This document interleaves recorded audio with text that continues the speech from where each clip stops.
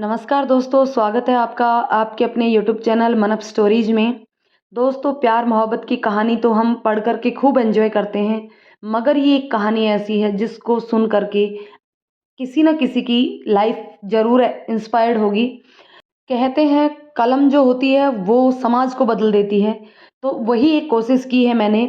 हो सकता है कि ये कहानी आपने सुनी हो। अगर आपने ये कहानी पहले सुनी हुई है तो आप कमेंट करके मुझे ज़रूर बताइएगा कि जिसकी ये कहानी है उसका नाम क्या है। एक्चुअली मैंने इस कहानी में नाम बदल दिया है, क्योंकि किसी की पर्सनल लाइफ को हम इस तरीके से नहीं बता सकते।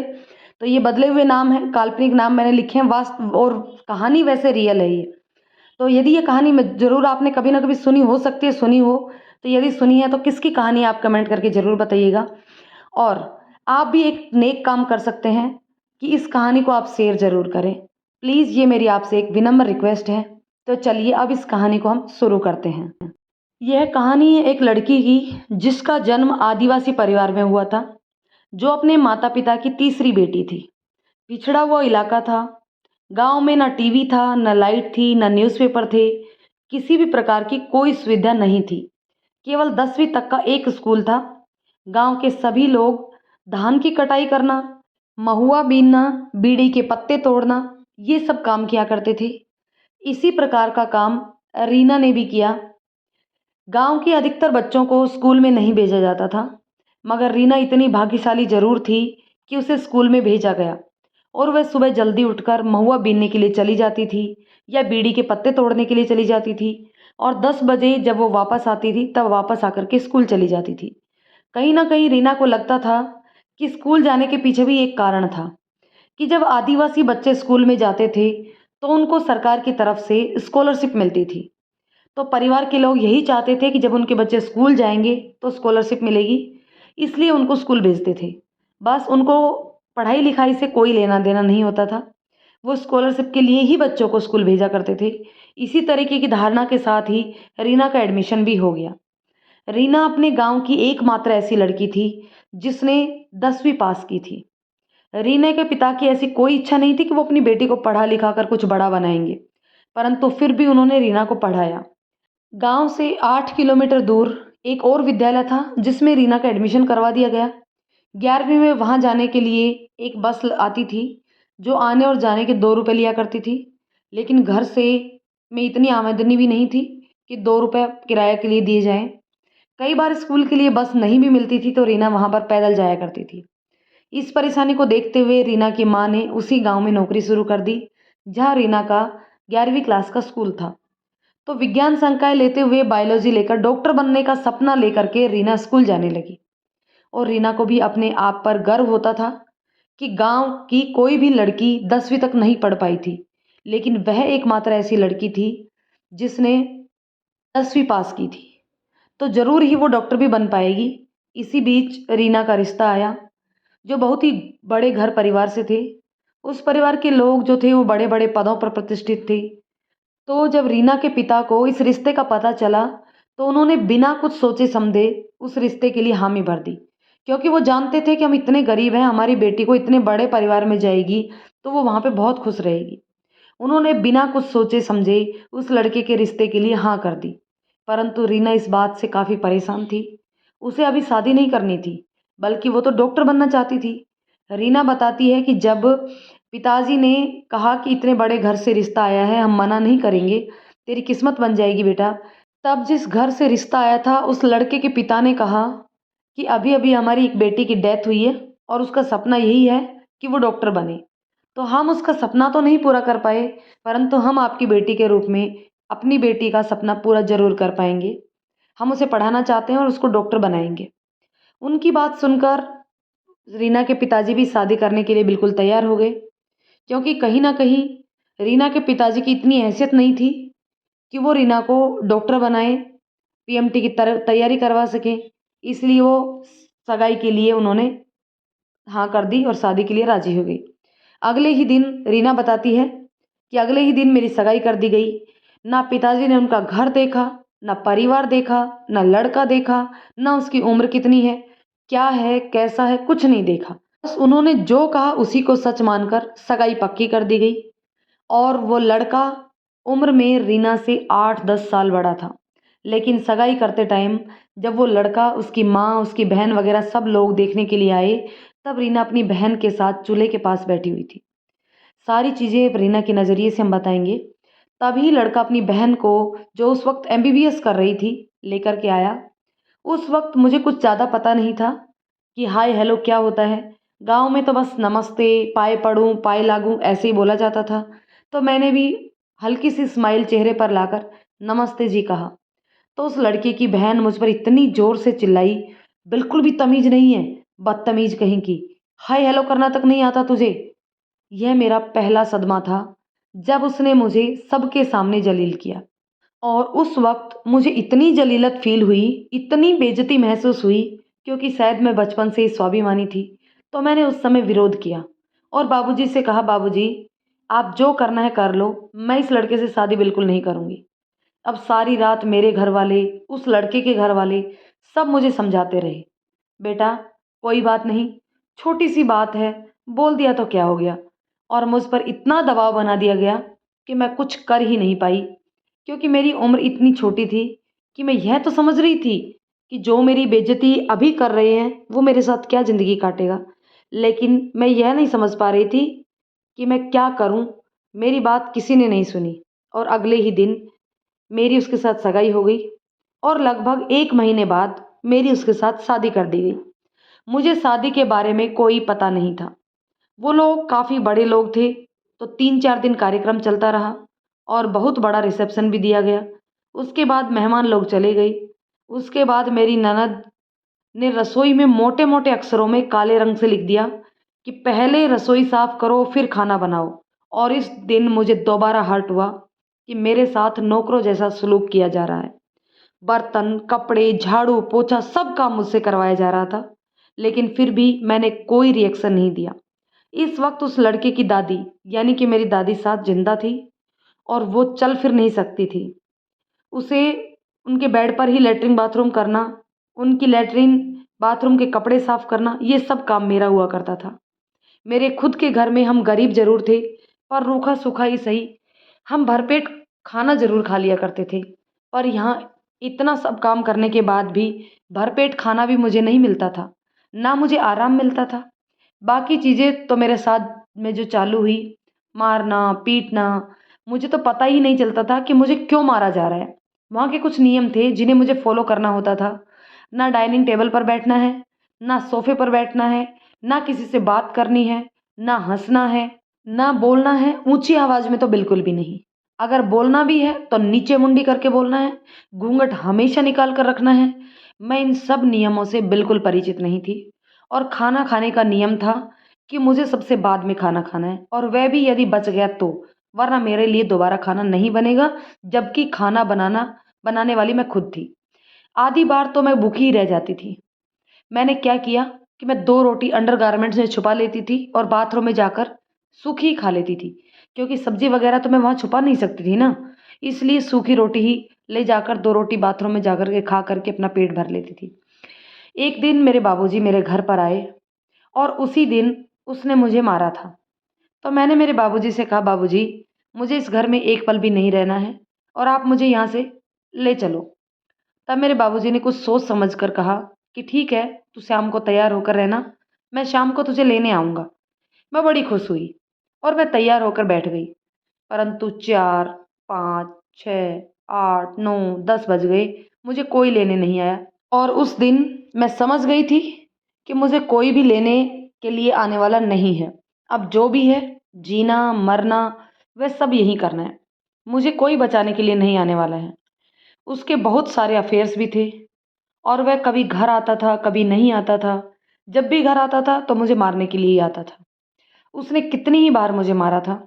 अब मेरी मानसिक स्थिति ये हो गई थी कि अब मैं ये सोचने लगी थी कि मैं इन सब का मर्डर कर दूं।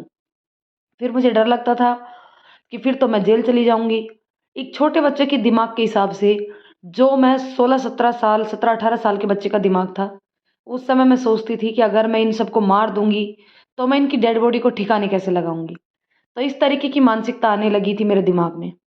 इसी बीच मेरी तबीयत खराब हो गई और काफ़ी दिन से मुझे खांसी चल रही थी और बुखार भी आ रहा था। तो मैंने अपनी ननद जो उस समय एमबीबीएस कर रही थी उससे कहा कि मुझे दवाई ला कर दे दो, मेरी तबीयत ख़राब हो रही है। उन्होंने मुझे एक बार में तो नहीं सुना, लेकिन कुछ समय बाद उन्होंने मुझे दवाई ला कर दी और कहा कि ये दवाई पी लेना। परंतु मैं पढ़ी लिखी तो थी, पर इंग्लिश बिल्कुल भी नहीं आती थी मुझे। तो दवाई पर क्या लिखा है, वो दवाई किस चीज़ की थी, मुझे कुछ नहीं पता और मैंने उस दवाई को पी लिया।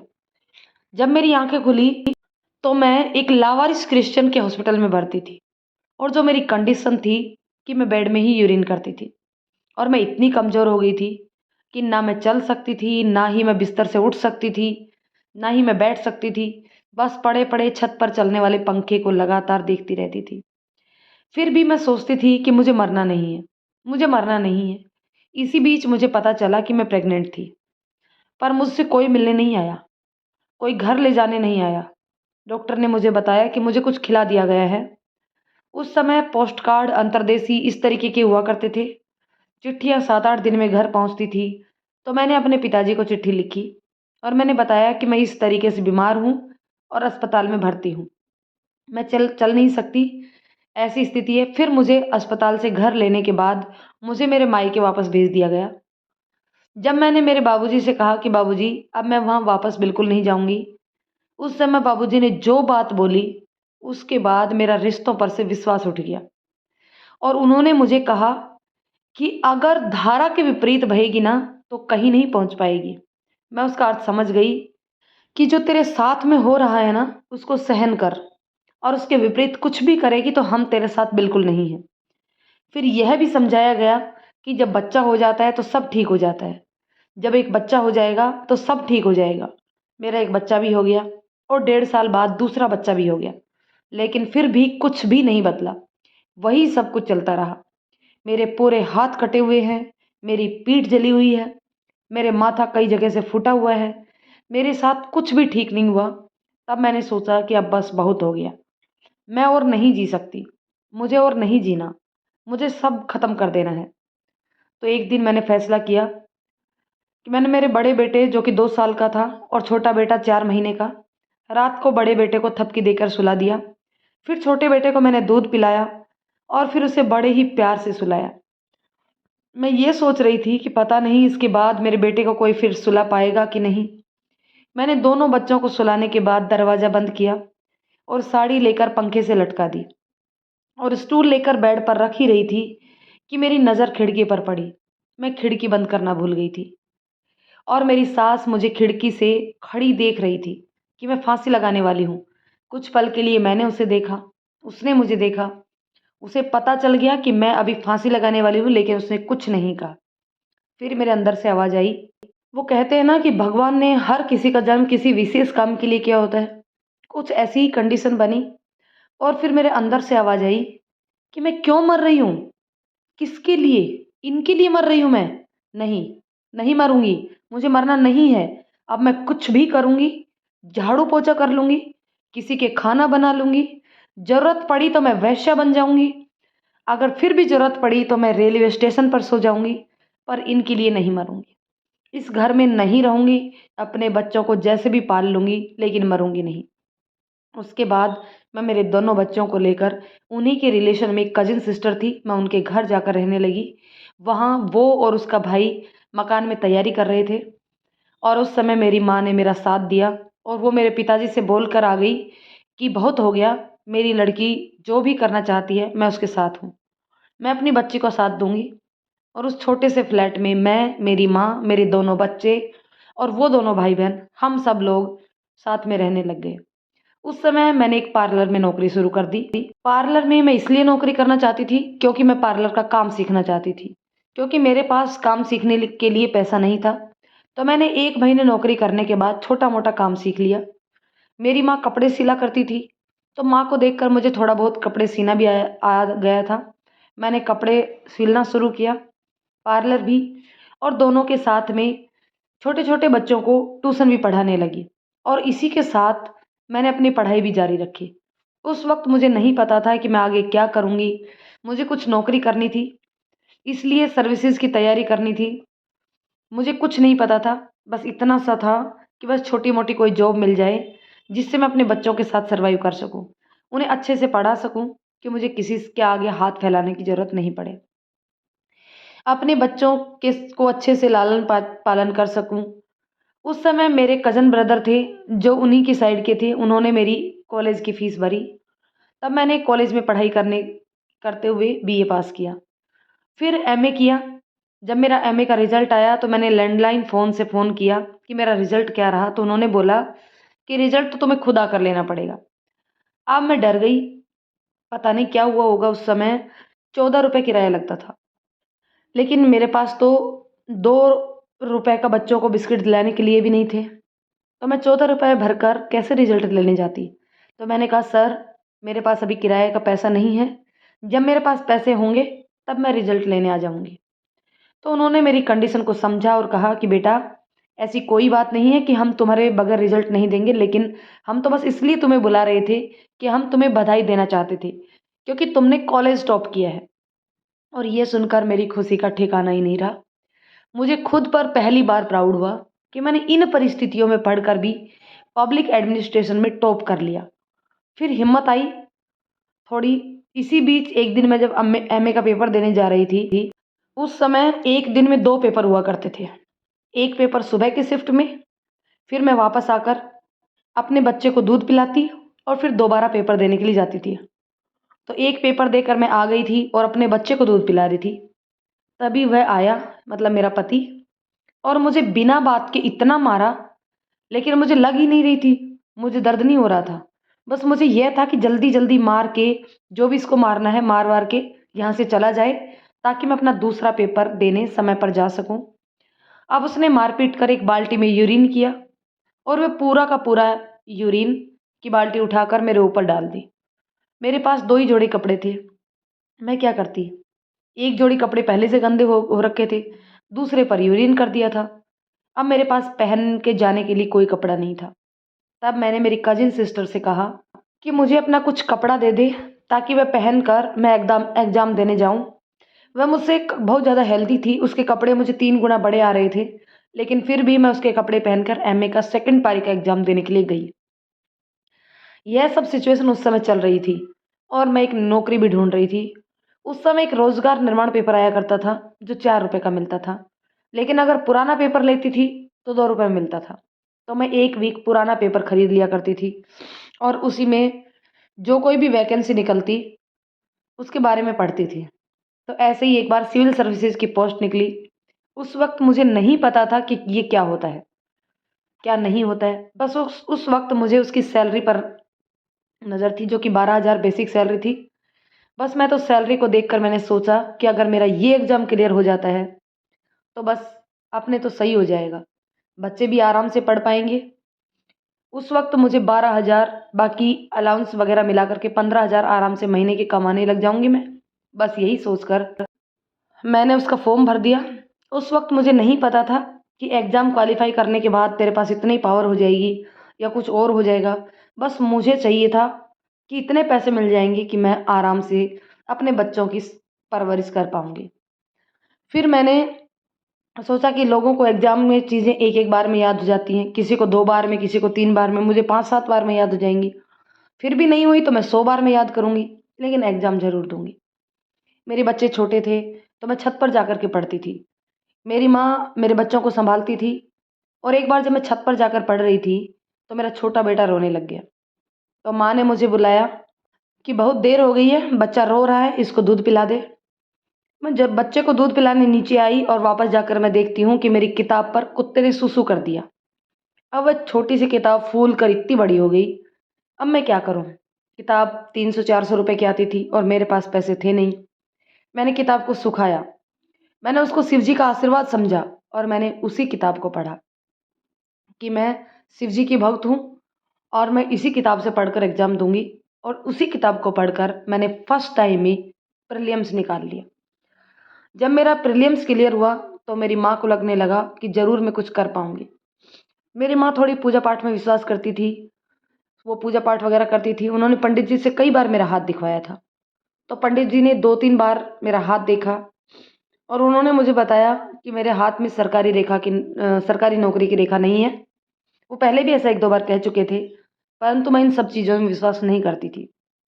मैंने बड़ी ही विनम्रता से पंडित जी से कहा कि पंडित जी, मैंने इतनी मेहनत करी है ना, तब भगवान जी मेरे हाथ में सरकारी नौकरी की रेखा बना ही देंगे। प्रीलिम्स के बाद मैंने मेंस भी क्लियर किया और मुझे इंटरव्यू के लिए कॉल भी आया। मैंने इंटरव्यू दिया, लेकिन रिजल्ट आने में काफ़ी समय लग गया और इसी बीच मैंने दूसरी पीसीएस भी दे दिया। और उस समय मुझे इंस्टीट्यूट के काफ़ी सारे लोग भी जानने लग गए थे। तो उस इंस्टीट्यूट के एक सर ने उन्होंने मुझे कहा कि तुम्हारा एग्ज़ाम कैसा हुआ है? तो मैंने कहा सर, मैं 70-75% करके आई हूँ, बाकी तो बस तुक्के ही मार के आई हूँ, पता नहीं क्या होगा। तो सर ने कहा कि मेरे एक स्टूडेंट तो 90% करके आया है, उसका तो हो जाएगा, तुम्हारा तो होना मुश्किल है।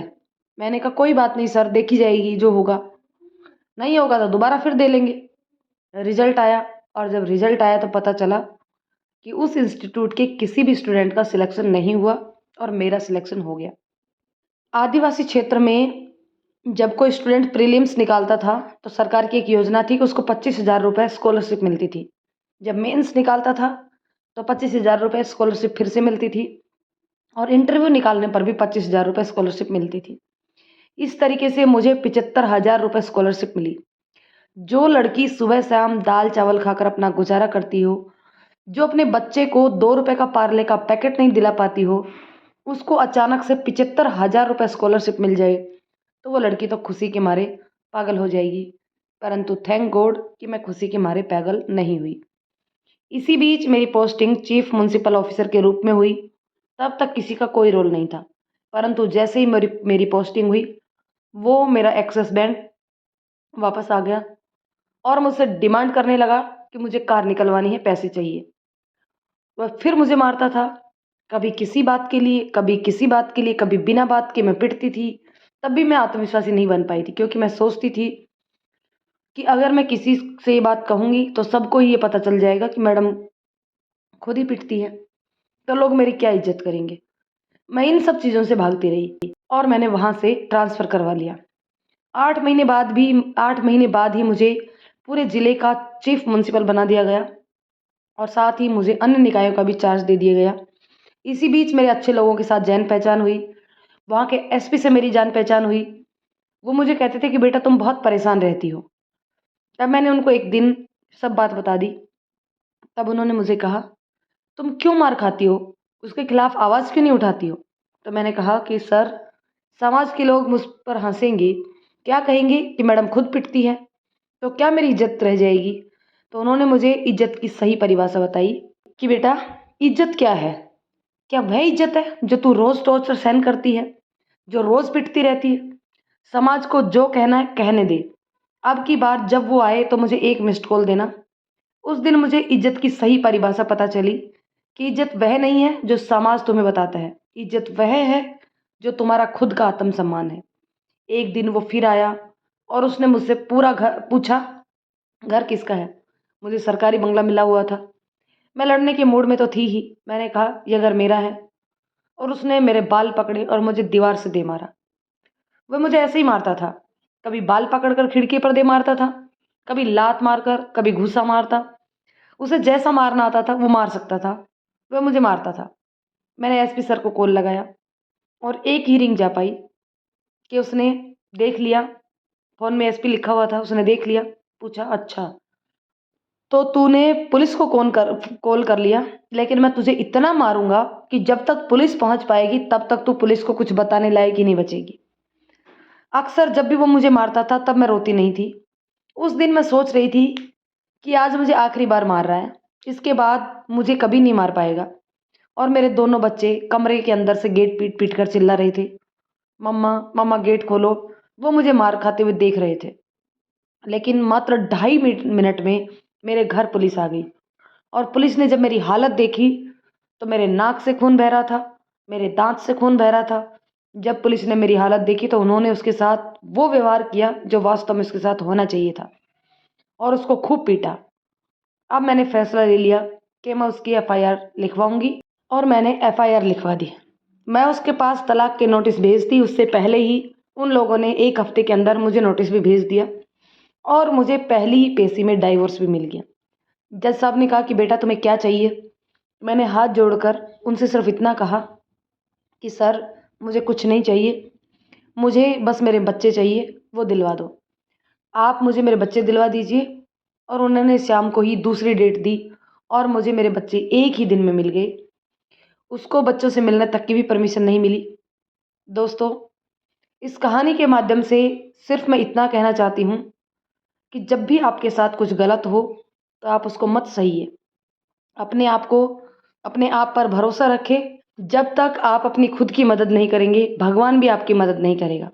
और जब आपके साथ कुछ गलत होता है तो समाज आपके साथ नहीं होता है, वह आपको पहचानता तक नहीं है। लेकिन जब मैं अच्छी पोस्ट पर पहुंची तो वही समाज जो मुझे ताने मारता था, उसी ने मुझे कहा कि ये मेरी बहन है, किसी ने बताया ये मेरी बेटी है, किसी ने कहा ये मेरी बुआ है, किसी ने बेटी बुआ कुछ भी बताया। मैं दुखी में थी तो कोई मेरा अपना नहीं था, कोई मुझसे रिश्ता रखना नहीं चाहता था। परंतु जब मैं अच्छी पोजीशन पर आई तो सब मेरे अपने रिश्तेदार बन गए। तो आपसे बस यही कहना है कि जब भी आपके साथ कुछ बुरा हो, अपना कदम खुद उठाएं, अपनी मेहनत खुद करें। अपने आप खुद उन सब चीज़ों से जितनी जल्दी बाहर निकलेंगे, आप अपने आप को उतनी जल्दी ही सीख पाएंगे, सब चीज़ों से उतनी ही जल्दी छुटकारा ले पाएंगे। मैं भी मेहनत करती रही, हमेशा यही सोचती रही कि मैं ज़रूर कुछ ना कुछ कर लूँगी, पर मैं कुछ करूँगी। एक दिन में कुछ नहीं होता, बहुत काफ़ी संघर्ष के बाद आज इस मुकाम पर पहुँची हूँ। आप भी बहुत कुछ कर पाएंगे यदि आप हिम्मत कर लेंगे। दोस्तों, इस कहानी को आपको शेयर करना है, कमेंट करके बताना है कि ये कहानी कैसी लगी। दोस्तों, अगर इसी प्रकार की इंस्पायर्ड जो कहानियाँ हैं किसी न किसी से, अगर वो आपको इसी तरीके से चाहिए तो कमेंट करके ज़रूर बताइएगा। वीडियो पसंद आए तो प्लीज़ लाइक कर दें और शेयर ज़रूर करें। चैनल पर नए हैं तो चैनल को सब्सक्राइब कर लें। धन्यवाद दोस्तों।